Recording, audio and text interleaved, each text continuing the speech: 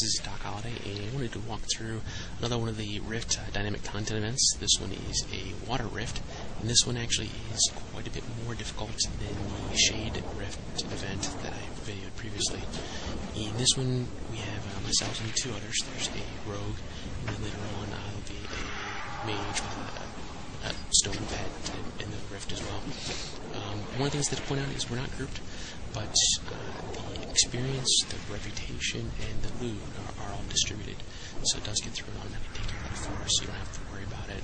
It's kind of a nice combination between having to worry about soloing as well as being able to group and do things together. So I kind of like it if we step it up. I can go through and randomly do things by myself if I want to, and I can hop in and hop out and not be penalized either way.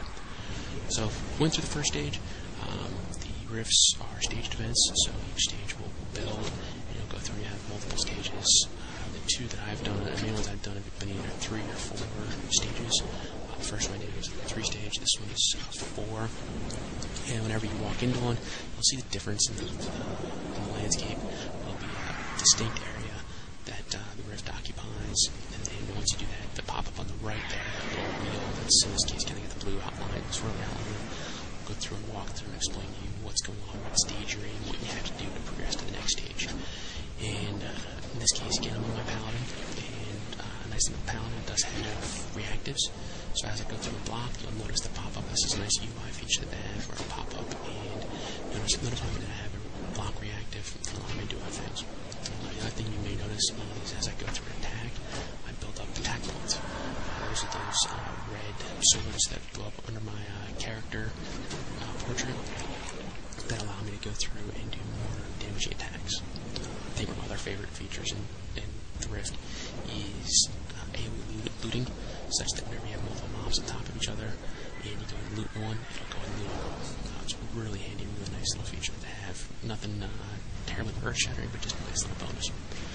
So this is kind of like the mini-boss in this particular Rift.